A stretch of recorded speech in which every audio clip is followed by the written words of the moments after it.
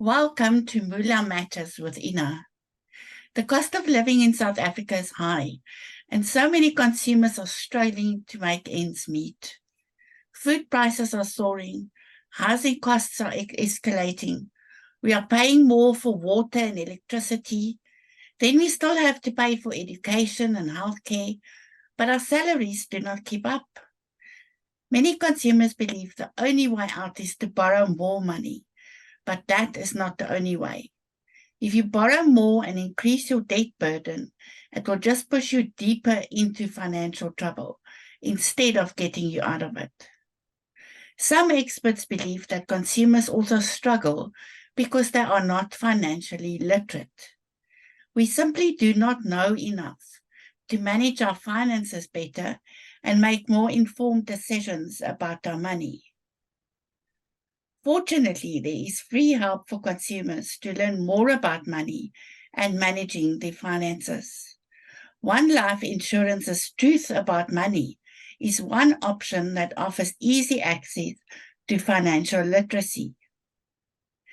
These 30-minute courses are jargon-free and offer interactive content with tips and tools which can be downloaded, as well as a virtual help desk for learners to access if they need further clarity. The latest offering is the Cash Crunch course, which helps individuals make their money last throughout the month by giving them ways to improve their cash flow and find easy ways out to cut expenses. Today, I chat to Hayley Parry, money coach and facilitator at One Life's Truth About Money, about how you can survive these tough financial times. Welcome, Hayley. Thanks, Ina. Great to be with you. Hayley, why is it important to be financially literate? Ina, there's this focus in South Africa where, you need to get yourself a good education so that you can get a good job, so that you can get a great salary. And that's wonderful. But we kind of stop there. And that's where the problem is, because no one ever teaches us what to do with that salary when it hits our bank account. Yes. And, this is something that we need to be able to do, managing your money from the day you start working until the day you die. And so it's a really important life skill. And it's going to be the gift that keeps on giving. That the better you get at it, the more stress-free your money management will be. And also it will improve your ability to build wealth over the long term. Yes. Which two levers can you pull to help you through tough financial times? So, there's two things you can look at. If you don't have enough money, one of the things you can do is you can try and increase your income. So you'll be looking at maybe having a bit of a side hustle in addition to your job. Maybe you're really good at baking birthday cakes and you can do that for friends and family on the weekend. That's an example. So lever one is try and increase your income. The other one is you want to try and decrease your costs or your expenses. And, when you do that, you're also going to free up some cash flow. So those are the two main areas that you want to look at. Tell us about the 5 ways to improve your cash flow right now. Okay. So one of the things that I know a lot of people find quite hard, particularly when you're going through a cash crunch, is that you're coming from a place where you feel like everything is really hard. You're working so hard to earn this money and then it's still not enough. And so when we're looking at this idea of cost cutting, it's hard emotionally, And so I've got a mantra that can kind of help us through that. And that is delay, not deny. And I find it really helpful even in my own family. It's the idea is it's not that we're never going to buy this thing or go to this place or do this experience, for example. It's just that we're not going to do it right now. And while we are delaying this purchase or this experience, we're going to get really good at managing the money we do have so that when we get to that point where we get to enjoy that, we know we can do it guilt-free. And so that's a kind of good mantra to keep in mind at the back of your head, at the back of your mind while you're figuring out how to remove some of this stress. And so there are 5 different ways that you can look at improving your cash flow. The first is one that we've already discussed, as in, cutting out or eliminating unnecessary expenses or luxuries. One of the things I talk about is spring cleaning your spending habits and spring cleaning your debit orders, because people people change. Who you were 3 years ago and the debit orders you put in place then may not serve who you are now. I'm side-eyeing you here, the gym contract you never use. Okay, so that's the first one, cutting out. The second one is trading off.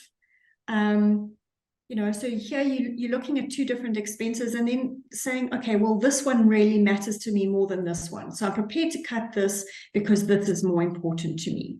An example of that would be,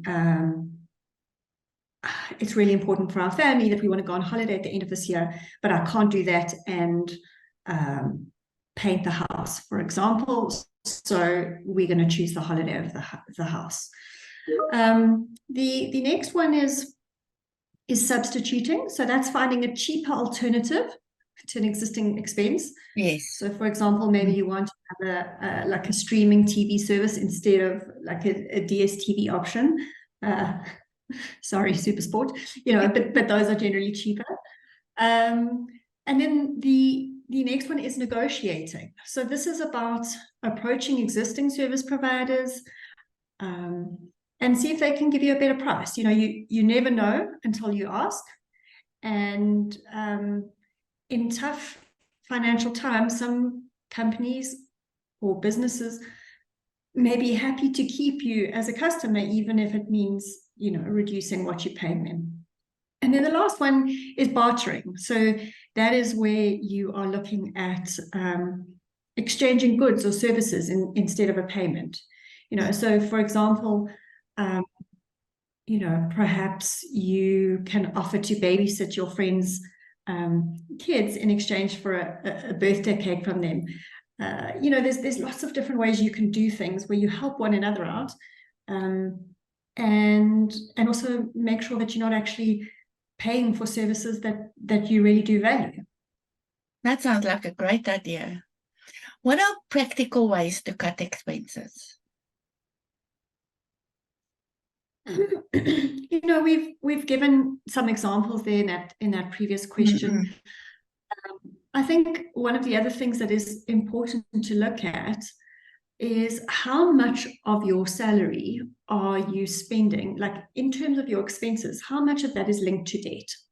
Because for most South Africans, we know that 76% of our take-home pay is spent servicing debt. So what this means is that for every 1,000 Rand in take-home pay, 760 Rand of that is going to paying people back for goods and services that you've already used or bought. And so if there's a way that you can reduce the amount of debt you have, that's a really good way to reduce your expenses, particularly in the current interest rate environment that we find ourselves in. Oh, yes. In this kind of environment, is it a good idea to reconsider if you really need all that insurance cover? No. So, now is not the time to be cancelling what are essentially your financial shock absorbers. We've all got expenses that are there to protect us from risk. Things like medical insurance or household insurance or car insurance or life insurance. And these expenses are really important to protect us and our families in case something goes wrong.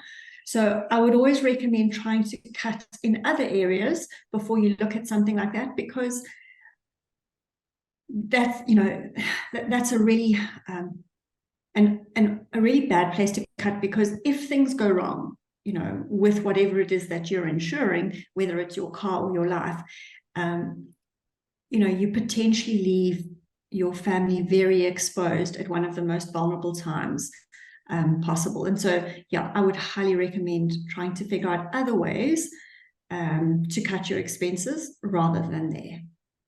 Yes, I mean, just imagine you let go of your building's insurance and there's a flood that there's never been at your house. Now you have to rebuild your house. Yeah, that's the kind of stuff that can derail years of good money management. And that's that's why we say, please rather look at other areas to cut expenses or to increase your cash flow rather than cutting on the things that are designed to protect you when things go wrong. Hayley, how do wealthy people survive and thrive during a cash crunch?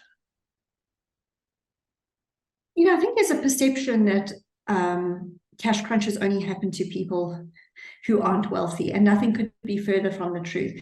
There's loads of examples in history of people who've been incredibly successful in any number of areas, and including financially, and who then find themselves on the back foot again for whatever reason. And I think it's important to know that this does happen to everyone. It happens to everyone because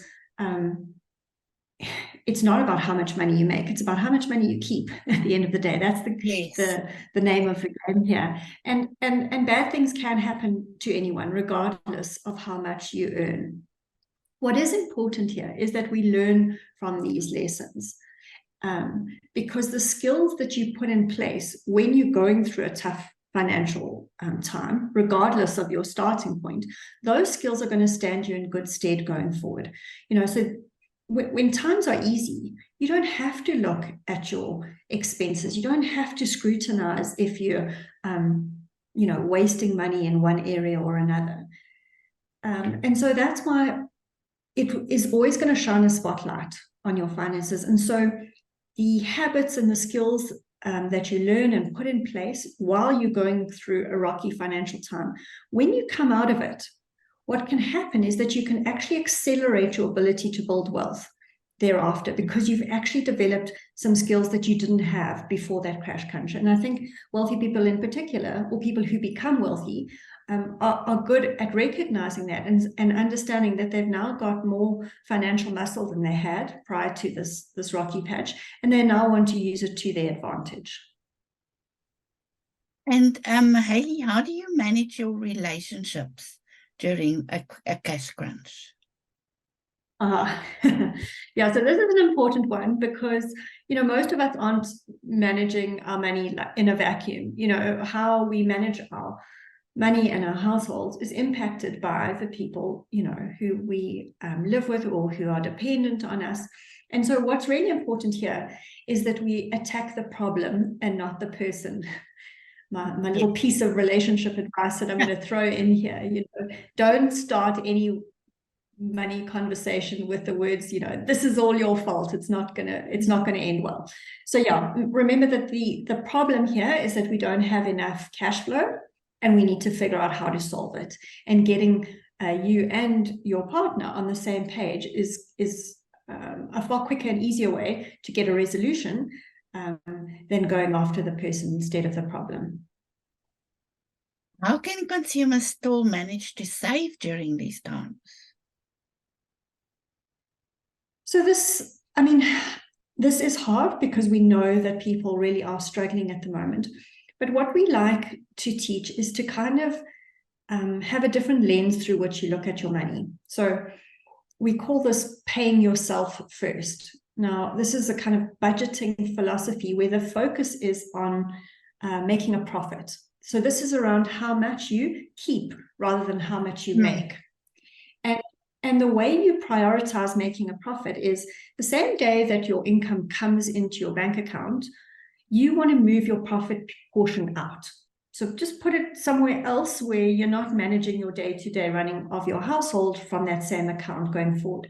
So literally, even if that means for the first month that you do it, that your profit is $50 because you've cut back on that coffee you love, one time, you will have made yourself a profit. And that is, profit is comprised of savings and investments. And so, you can then figure out your expenses from there on. But it does mean that at least you have made a profit.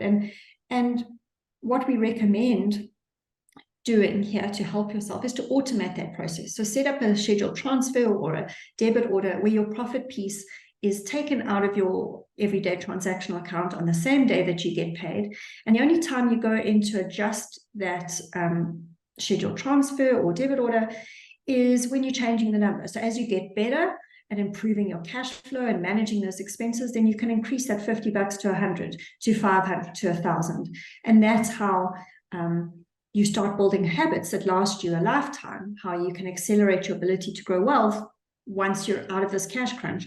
But during this period, you're still making sure you make a profit, even if it's $50, as I said. That sounds like a great idea. Is it important to teach our children about money, and what should we teach them? Absolutely. This is, I sometimes give talks in schools, and I chat to parents, and they tell me that they often feel more comfortable talking to their kids about the birds and the bees than they do about money. Mm-hmm. And that's a pity, because we need to have conversations about money, because like I said, this is, managing it is a life skill that everyone needs to learn. And you learn best through experience, through watching others do it, through making your own mistakes. And so that's one of the things I always tell parents: please let your kids make mistakes with money. But like a very simple philosophy to kickstart that process in your home, particularly if you've got younger kids, is to have 3 jars, and you can label them save, spend, and share. And every time your kid gets any money, whether it's from pocket money or birthday gifts from grandparents, you say to them, okay, how much are we going to put into saving? How much are we going to put into spending? And how much are we going to put into our sharing jar? And then you start to have discussions on what that means. And you align it to the values in your family. And you start to teach them lessons around positive aspects of money management. And it's a great way to kickstart that process with your kids. What is the sharing jar for? So sharing is about giving. So this idea, perhaps if you're religious, you might already be tithing to your church. But here you're having a conversation with your kids about how you can share, as an example. Another example in my house is we do a Secret Santa box that our kids put together for less fortunate kids. And so the money that gets put aside in their sharing jar over the year, we then take that money, the physical money in the jar, and we go through the list of the things that we're going to put in that Santa shoebox, the toothpaste and the face cloth and the toy and the everything. And there are so many life lessons that they learn from that process. Yes. And then by the time that gift is wrapped, they're incredibly proud that it comes from them, that they have been able to gift this to somebody who has less than them. They've learned about how much a tube of toothpaste costs. There's so many positive lessons you can get from that. But yeah, sharing is about aligning with your values. And you talk about, guys, this is for you to give to people or causes that you are passionate about. Perhaps it's going to go to a dog shelter if you've got a kid who's crazy about dogs. So there's lots of different ways you can do it. That sounds like a great idea. And then finally, Hayley, if you worry less about your finances because you have it under control, will it be good for your mental health? Absolutely. Not just your mental health, actually your physical health too. There was a study that came out last week that showed that if you're stressed about your money, it can have a negative effect on everything from your ability to sleep at night, so insomnia, diabetes, hypertension, all sorts of things. So yeah, getting on top of your money management, feeling like you're in control of things, it definitely helps your overall sense of well-being. And it also, I think it creates an environment where money in the household is not this negative thing. It's something that we do, and we're getting better at doing it well, and therefore we're worrying less about it. It's not causing us to lose sleep at night and to shout at our kids when they ask for something because you can't afford it. There's all sorts of ramifications that come from financial stress. So making it a priority to eliminate that from your life, getting on top of it, getting yourself the skills by doing this Truth About Money cash crunch is a wonderful way to kickstart that journey and start reducing your financial stress. Hayley, thank you so much for joining us today. I'm sure we will all start feeling better about our finances now. Thank you. Thank you. Thanks so much for having me, Ina. It was fab chatting.